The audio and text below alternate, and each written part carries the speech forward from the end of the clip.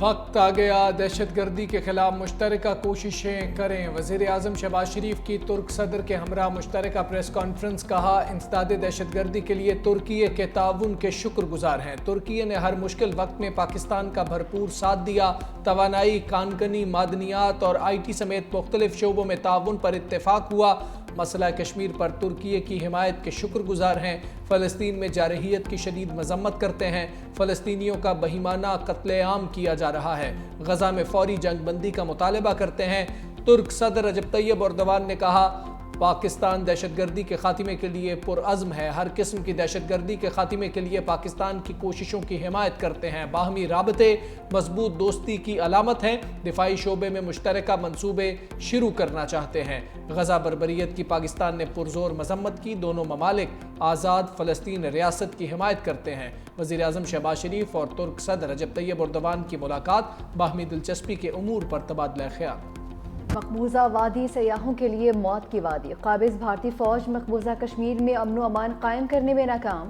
مسلح افراد کی اندھا دھند فائرنگ، 26 سیاح ہلاک، متعدد زخمی۔ واقعہ مقبوضہ کشمیر کے علاقے پہلگام میں پیش آیا۔ ہلاکتوں میں مزید اضافے کا خدشہ۔ بھارتی میڈیا نے واقعے کے بعد جھوٹ کی پٹاری کھول دی۔ آج سپہر پہلگام میں سیاحوں پر مبینہ حملہ ہوا۔ ہندوستانی میڈیا اور بدنام زمانہ ایجنسی را سے جڑے سوشل میڈیا اکاؤنٹس نے حملے کے فوری بعد پاکستان کے خلاف زہر اگلنا شروع کر دیا۔ حملے میں مذہب کا استعمال کرتے ہوئے غیر مسلموں کو نشانہ بنانے کا ڈرامہ بھی کیا گیا۔ بھارت نے روایتی طور پر کسی غیر ملکی سربراہ کے دورے پر فالس فلیگ کا ڈرامہ رچایا۔ مقصد دنیا کی توجہ مقبوضہ کشمیر میں قابو سے باہر سیکیورٹی حالات سے ہٹانا ہے۔ بھارتی حکومت اور بھارتی فوج مقبوضہ کشمیر میں ظالمانہ پالیسیوں کی بدولت مکمل طور پر ناکام ہو چکی۔ کوئی واقعہ ہو تو بھارت بغیر ثبوت پاکستان پر الزامات لگانا شروع کر دیتا ہے۔ سابق سیکرٹری خارجہ جلیل عباس جیلانی کا رد عمل۔ کہا بھارت مقبوضہ کشمیر میں سیکیورٹی کے حالات سے توجہ ہٹانا چاہتا ہے۔ بھارت کی ایجنسیاں مختلف دہشت گردی کے واقعات میں ملوث ہیں۔ بھارت پاکستان میں دہشت گردی کے مختلف واقعات میں ملوث ہے۔ فالس فلیگ کا ڈرامہ رچانا ہمیشہ سے بھارت کی روایت رہی ہے۔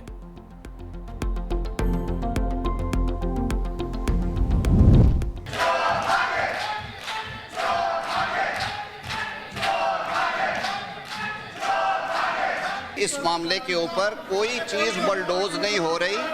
وزیر اعظم پاکستان نے اس بابت خصوصی ہدایت کی رانا ثناء اللہ صاحب سے، وہ باضابطہ رابطے میں آئے حکومت سندھ کے ساتھ۔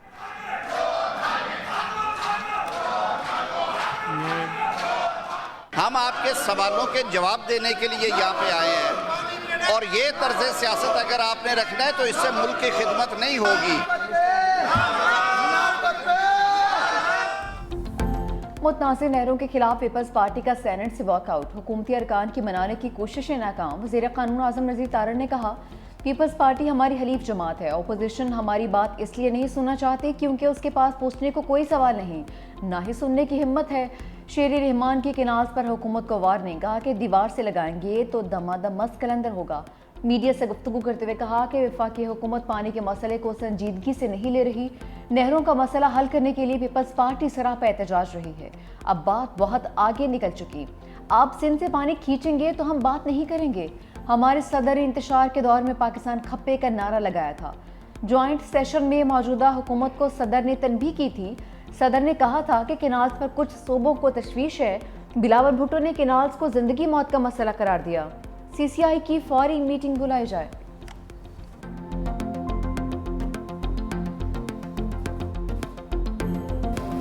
یہ مسئلہ بڑھتا چلا جا رہا ہے، اس کی نوعیت شدید ہوتی چلی جا رہی ہے۔ آپ مجھے بتائیں کہ آپ اس سے پانی کھینچیں گے تو ہم بات نہیں کریں گے؟ ہماری تو زندگی موت کا ایشو ہے۔ ہم پاکستان پرست ہیں، ملک پرست ہیں۔ آپ کیوں ہم جیسی جماعت کو بالکل دیوار سے لگا رہے ہیں؟ رانا ثناء اللہ کی متنازع کینالز پر افہام و تفہیم کی کوششیں مسلسل۔ تیسرے روز شرجیل میمن سے رابطہ۔ سینئر وزیر سندھ نے کہا رانا ثناء اللہ نے بتایا وزیر اعظم معاملہ بات چیت سے حل کرنا چاہتے ہیں۔ ہم بھی چاہتے ہیں کہ وزیر اعظم سندھ کے عوام کے خدشات دور کرے۔ رانا ثناء اللہ کا جے یو آئی سندھ سے بھی رابطہ۔ کسی صورت نہروں کا منصوبہ نہیں بننے دیں گے۔ وزیر اعلیٰ سندھ مراد علی شاہ کا دو ٹوک اعلان، کہا کہ ضمانت دیتا ہوں کینالز نہیں بنے گی، اگر بات ہاتھ سے نکل گئی تو احتجاج کی قیادت خود کروں گا۔ جولائی 2024 سے نہر منصوبے پر کام اور نومبر سے ایکنک میں منظوری رکی ہوئی ہے۔ اس بات پر ناخوش ہیں کہ اب تک اس منصوبے کو ختم کیوں نہیں کیا گیا۔ وزیر اعظم کو بھی نہروں کے نتائج کی سنگینی کا اندازہ ہے، امید ہے وزیر اعظم انصاف سے کام لیں گے۔ وکیل اور قوم پرست احتجاج ضرور کریں مگر اپنے لوگوں کو تکلیف دینے سے گریز کریں۔ پیپلز پارٹی اور مظاہرین کا مقصد ایک ہے، اگر ہم ناکام ہوئے تو پھر ہم بھی ہر طرح سے احتجاج کریں گے۔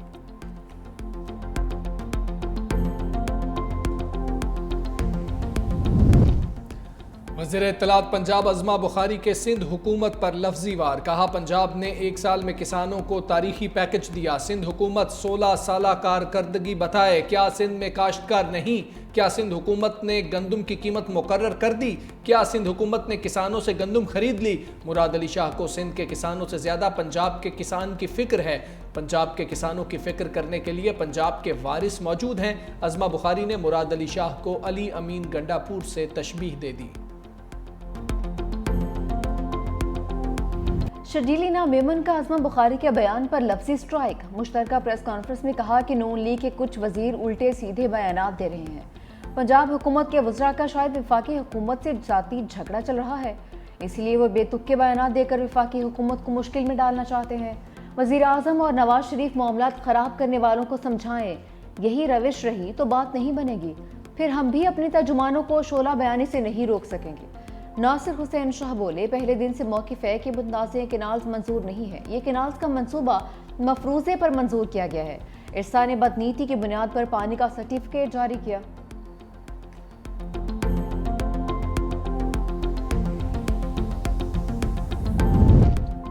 سینٹ اجلاس میں تحریک انصاف کا شور شرابہ، نقطہ اعتراض پر وقت نہ دینے پر احتجاج، اپوزیشن ارکان نے فلور پر دھرنا دے دیا۔ شبلی فراز بولے، سینٹ میں خیبر پختونخوا کو اس کے حق سے محروم کیا گیا، اپوزیشن کو ایک سائیڈ پر کیا جا رہا ہے۔ چیئرمین سینٹ پروڈکشن آرڈر جاری کرتے ہیں مگر عمل درآمد نہیں ہوتا، بتایا جائے کہ اس ایوان کی کیا عزت رہ گئی ہے۔ آئین کی متعدد شقوں کی اسی ایوان میں خلاف ورزی کی گئی۔ نہروں کے حوالے سے صدر مملکت نے جولائی میں میٹنگ کا اقرار کیا تھا۔ پنجاب میں کسانوں کے ساتھ جو کچھ ہو رہا ہے وہ بھی سب کے سامنے ہے۔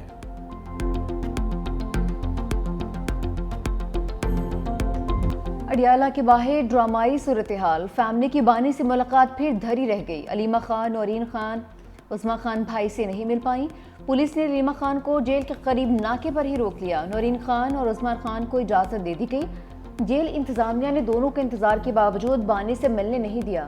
علیمہ خان نے کہا کہ بھائی سے ملے 1 ماہ گزر گیا، نہ جانے انہیں خواتین سے کیا خوف ہے۔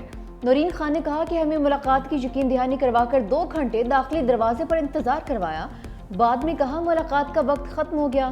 سلمان اکرم راجہ، ارشد سعید، جمال احسن اور عبدالسلام آفریدی کو ناکے پر روک لیا گیا۔ فیصل چودھری، عثمان گل اور فیصل ملک ایڈوکیٹ کو ملاقات کی اجازت ملی۔ فیصل چودھری نے کہا کہ بانی کی صحت اچھی ہے، انہیں آگاہ کیا گیا ہے کہ بہنوں کو ملاقات کی اجازت نہیں دی گئی۔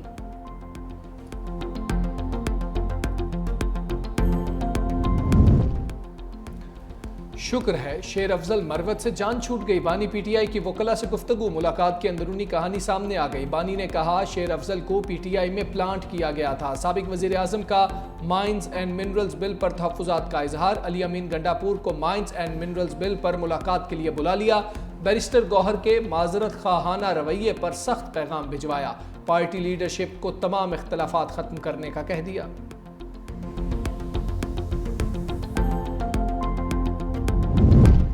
چیئرمین پیپلز پارٹی بلاول بھٹو سے پارٹی رہنماؤں کی ملاقاتیں، بلاول ہاؤس میں میئر کراچی مرتضی وہاب کی شنگھائی کی میئر کی جانب سے دعوت نامے پر بریفنگ۔ وزیر تعلیم سندھ سردار شاہ نے چیئرمین پیپلز پارٹی کو اپنے محکمے کی کارکردگی سے آگاہ کیا۔ رکن قومی اسمبلی علاؤالدین جنیجو، رکن پنجاب اسمبلی ممتاز چانگ اور دیگر نے ملاقاتوں کے دوران اپنے حلقوں کے مسائل اور حل سے متعلق اقدامات بارے آگاہ کیا۔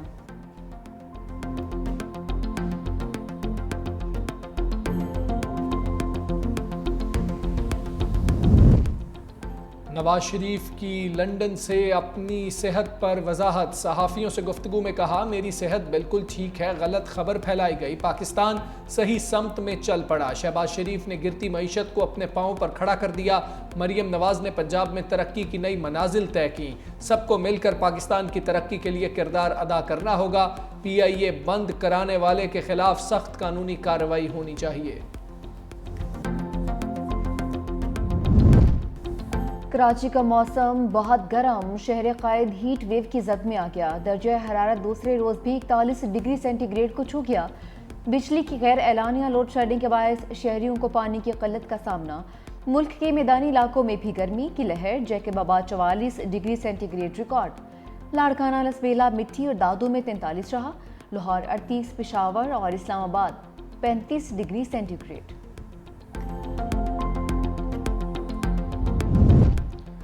اگلا پوپ کون؟ ممکنہ نام سامنے آ گئے۔ برطانوی اخبار دی گارڈین کے مطابق اٹلی کے کارڈنل پیٹرو پیرولن، فلپائن کے لوئس اینٹونیو ٹیگل اور گھانا کے پیٹر ٹکسن ممکنہ امیدوار۔ ہنگری کے کارڈنل پیٹر ایرڈو، اٹلی ہی کے میٹیزوپی، پرتگال کے جوستولین، مالٹا کے ماریو گریچ، پاکستان سے تعلق رکھنے والے کارڈنل جوزف کارٹس بھی حصہ لیں گے۔ ادھر پوپ فرانسس کی آخری رسومات ہفتے کو ویٹیکن کے سینٹ پیٹر بیسیلکا میں ادا کی جائیں گی۔ جسد خاکی آج پوپ کی رہائش گاہ سے سینٹ پیٹر بیسیلکا پہنچایا جائے گا، جہاں لوگ ان کا آخری دیدار کریں۔ ٹرمپ پر پرچہ کٹ گیا، ہارورڈ یونیورسٹی نے فنڈنگ روکنے پر ٹرمپ انتظامیہ کے خلاف مقدمہ دائر کر دیا۔ یونیورسٹی صدر کہتے ہیں ٹرمپ انتظامیہ فنڈز کے بدلے میں کیمپس کے معاملات پر نامناسب کنٹرول حاصل کرنا چاہتی ہے۔ سفارت اسرائیل کے خلاف آواز بلند کرنے پر 2 ارب 20 کروڑ ڈالرز کی فنڈنگ روک دی گئی تھی۔